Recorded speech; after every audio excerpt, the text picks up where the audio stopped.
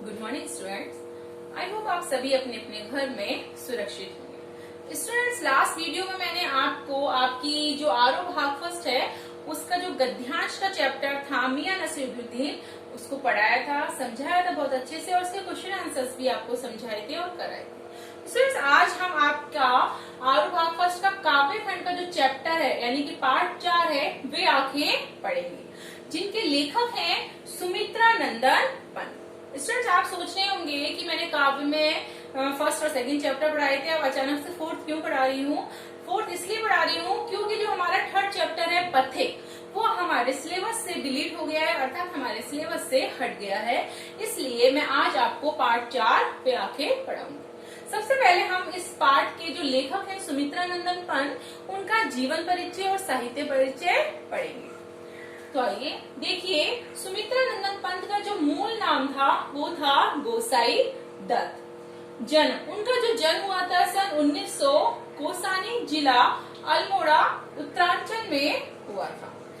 उनके जो प्रमुख रचनाएं हैं वो हैं वीणा, ग्रंथि, पल्लव, गुंजन, युगवाड़ी, ग्राम्या, चिदम्बरा, उत्तरा, स्वरकिरण, कला और बूढ़ा, चांद, लोकयतन आदि ये सभी इनकी प्रमुख रचनाएं हैं।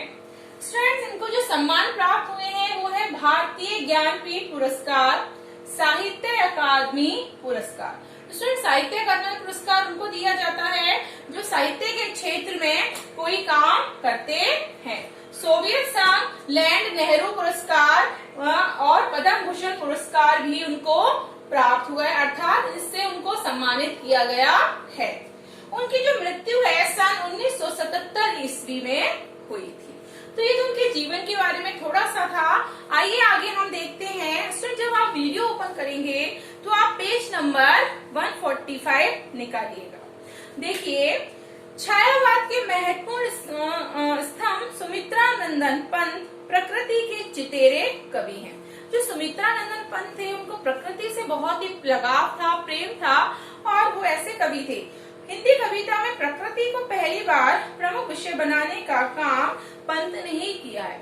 देखिए, लेखक तो बहुत रहे हैं लेकिन जो सुमित्रा नंदन पंत थे वो ऐसे लेखक थे जिन्होंने सर्वप्रथम पहली बार प्रकृति को अपना विषय चुना। प्रकृति के बारे में उन्होंने लिखना प्रारंभ किया, अर्थात मनुष्य और प्रकृति से रिलेटेड उन्होंने बहुत सारी कविताएं लिखी हैं। कविता प्रकृति और मनुष्य के अंदर संबंधों का दस्तावेज। उनकी जो कविताएं हैं वो कविताएं प्रकृति और मनुष्य से कहीं ना कहीं संबंधित हैं और उस पर उन्होंने उसको समझते हुए देखते हुए उस पर अपने कविताओं के रूप से, कविताओं के माध्यम से विचार व्यक्त किए हैं। इनकी जो प्रारंभिक शिक्षा थी वो कोसानी के गांव में हुई थी और जो इनकी उस शिक्षा थी वो बनारस और इलाहाबाद में संपन्न हुई थी। युवावस्था तक पहुंचते पहुंचते महात्मा गांधी के असहयोग आंदोलन से प्रभावित होकर इन्होंने अपनी जो पढ़ाई है वो बीच में ही छोड़ दी थी और उसके बाद ये स्वतंत्र रूप से लेखन का कार्य करने लगे। देखिए, जब वो बड़े हुए, जैसे जैसे युवावस्था में उन्होंने पैर रखा, कदम रखा और उस समय हमारा जो देश था आजाद नहीं हुआ था। महात्मा गांधी जो थे बहुत सारे आंदोलन चला रहे थे, तो ये उनसे काफी प्रभावित हुए और उन्होंने अपनी पढ़ाई को बीच में ही रोककर आंदोलनों में भाग लेना शुरू कर दिया था। लेकिन साथ ही साथ इन्होंने लेखन कार्य समाप्त नहीं किया था और स्वतंत्र रूप से ये लेखन का कार्य करा करते थे। प्रकृति के अद्भुत चित्रकार पंत का मिजाज कविता में बदलाव का पक्षधर रहा है। जिस तरह हमारी प्रकृति में परिवर्तन आता है, आए दिन चेंजेस आते रहते हैं, उसी तरह ये प्रकृति के पक्षधर थे, प्रकृति के पक्ष लिया करते थे और प्रकृति का जो नया रूप है उसको अद्भुत तरीके से, जैसे एक चित्रकार अपने चित्रों के माध्यम से हमें कुछ कहने की कोशिश करता है, इसी प्रकार उन्होंने प्रकृति की जो अद्भुत चीज को बड़े उससे चित्र के रूप में वर्णन किया है, प्रस्तुत किया है कविता के रूप में। शुरुआती दौर में छायावादी कविताएं लिखी। इन्होंने शुरू में जो छायावादी जो होते हैं जैसे उसके बारे में उन्होंने कविताएं लिखना शुरू किया। पल पल परिवर्तित प्रकृति वेश इन्हें जादू की तरह आकृष्ट कर रहा था। जैसे प्रकृति हमारे पल पल रूप में बदलती है। जब सुबह 5 बजे आपका सूर्योदय निकलता है तब धीमा सा रोशनी होती है, फिर धीरे धीरे रोशनी बढ़ती जाती है, फिर और ज्यादा बढ़ती है, फिर धूप आ जाती है, एकदम से गर्मी आ जाती है। जिस तरह से प्रकृति का रूप पल पल बदलता रहता है तो उससे काफी ये प्रभावित भी थे और उसके प्रति काफी आकर्षित भी रहे थे, है ना। बाद में चलकर प्रगतिशील दौर में ताज और वे आंखें जैसी कविताएं भी लिखी। जैसे जैसे समय बीतता गया, धीरे धीरे आगे बढ़ते गए अपनी कविता के क्षेत्र में, उसी तरह इन्होंने आगे चलकर प्रगति के दौर में इन्होंने ताज वे आंखें जैसी कविताओं को लिखा। इसके साथ ही अरविंद के मानवतावाद से प्रभावित होकर मानव तुम सबसे सुंदरतम जैसी पंक्तियां भी लिखते रहे हैं। जो हमारे लेखक रह चुके हैं अरविंद जी, उनके मानववाद से वे प्रभावित हुए, उन्होंने मानव तुम सबसे सुंदरम जैसी पंक्तियां भी लिखी हैं। उन्होंने नाटक, कहानी, आत्मकथा, उपन्यास और आलोचना के क्षेत्र में भी काम किया है ना। सुमित्रानंद पंत जो थे उन्होंने इन सारी चीजों पे भी अपने विचारों को अभिव्यक्त किया है, उन पर काम किया है इन क्षेत्रों पर। रूपाम नामक पत्रिका का संपादन भी किया जिसमें प्रगतिवादी साहित्य पर विस्तार से विचार विमर्श होता था। एक पत्रिका निकाली गई थी उस समय जिसका नाम था रूपाम, और इन्होंने उस पत्रिका के बारे में भी हमको बताया है, उस पर अपने विचार विमर्श करे हैं, उसके बारे में बहुत अच्छे से वर्णन किया है। आइए आगे देखते हैं। पंत जी की जो भाषा के प्रति बहुत सचेत थे। जिस प्रकार से लेखक कोई ना कोई भाषा का प्रयोग करते हैं अपनी कविताओं का वर्णन करने के लिए या भी किसी भी प्रकार का काम करने के लिए, तो ये प्रकृति के ऊपर जब लिखते थे तो इन्होंने भाषा के लिए बड़े ही चेतावनीपूर्ण रहते थे, अर्थात सचेत रहते थे। इनकी रचनाओं में प्रकृति की जादूगरी जिस भाषा में अभिव्यक्त हुई है उसे स्वयं पंत चित्र भाषा, बिंबात्मक भाषा की संज्ञा देते हैं। देखिए इन्होंने जो रचनाएं लिखी, इन्होंने जो भी कार्य किया उसमें प्रकृति की जो जादू था, है ना, ये प्रकृति के प्रति काफी प्रकृति से इनका काफी लगाव था, प्रेम था। तो कहीं ना कहीं इनको ऐसा लगता था कि हर दिन प्रकृति में कोई नया जादू होता है, कोई नया बदलाव आता है। इस तरह से इन्होंने अपनी प्रकृति की जादूगरी में भाषा को अभिव्यक्त किया, अर्थात प्रकृति को भाषा के माध्यम से अभिव्यक्त किया है। उसे स्वयं पंत चित्र, और ये उसको क्या कहते थे, बिंबात्मक भाषा। बिंबात्मक क्या होते हैं, बिंब बदलते रहते हैं। जब हम सोचते हैं कि अब ये होगा, अब ये ऐसा होगा, अगर हमें कोई टॉपिक दिया जाए और कहा कि उस पर अपने विचार प्रकट करो, तो हम जब सोचते हैं, बताते हैं, तो बिंबों के माध्यम से हम उन सारी चीजों को प्रस्तुत करने की कोशिश करते हैं।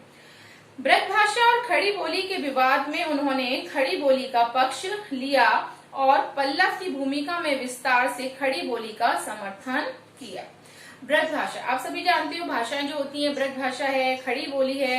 जब इन सारी चीजों में विवाद हुआ कि कौन सी भाषा को इम्पोर्टेंस देनी चाहिए, महत्व देना चाहिए, कौन सी भाषा बहुत महत्वपूर्ण है, तो इन्होंने कहीं ना कहीं खड़ी बोली का पक्ष लिया और पल्लव की भूमिका में विस्तार से खड़ी बोली का समर्थन किया।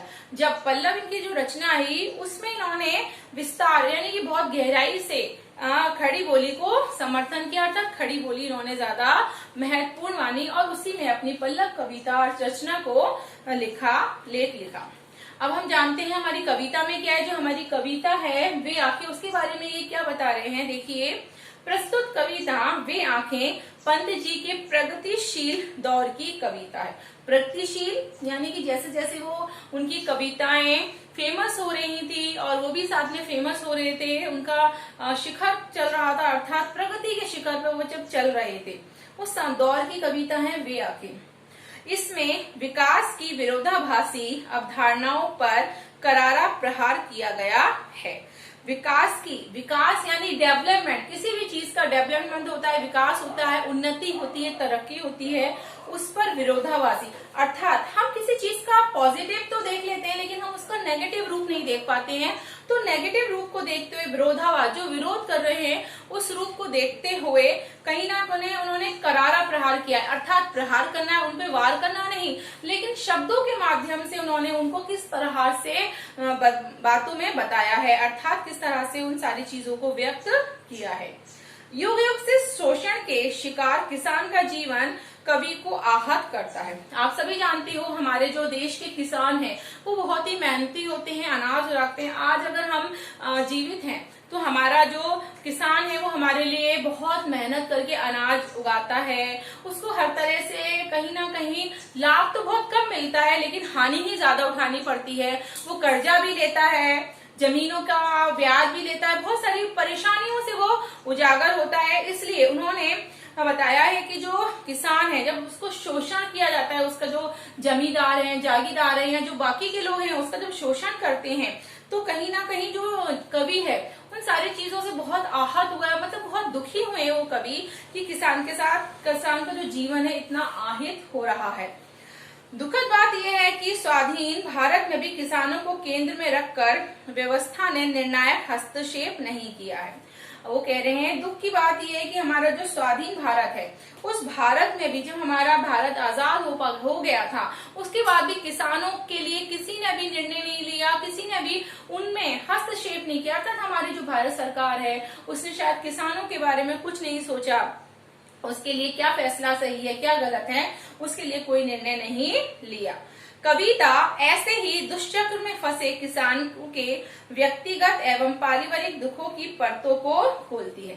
इन्होंने जो कविता प्रस्तुत की है वह आके वो किसान के ही इर्द गिर्द घूम रही है, अर्थात किसान का जीवन कैसा है, वो अपना जीवन कैसे व्यतीत कर रहा है, वो कौन कौन सी परेशानियों का सामना करना है, उसका किस प्रकार से शोषण हो रहा है, इन सारी चीजों में वो किन किन दुविधाओं में फंसा हुआ है, उसके व्यक्तिगत और पारिवारिक क्या दुख है, उन सारी चीजों के बारे में कविता पे उन्होंने अपने विचार व्यक्त करे हैं, किसान के बारे में बताया है और स्पष्ट रूप से विभाजित समाज की वर्गीय चेतना का खाका प्रस्तुत किया है। और उन्होंने जब किसान के बारे में लिखा है, प्रस्तुत किया है, तो साथ ही जो समाज है, लोग वाग हैं, वो किसान के प्रति अपना किस तरह का व्यवहार करते हैं और समाज की उनके प्रति क्या चेतना है, क्या चीज है, उन सारी चीजों को देखते हुए उन्होंने बहुत सारे अच्छे से कविता प्रस्तुत की है और एक खाका प्रस्तुत किया है। तो स्टूडेंट्स, आज हमने सुमित्रा नंदन पंत का जीवन परिचय, साहित्य परिचय और जो हमारी कविता है वे आंखें के बारे में पढ़ा है। तो हमारी जो ये वे आंखें हैं इसको कल हम कंटिन्यू करेंगे। धन्यवाद।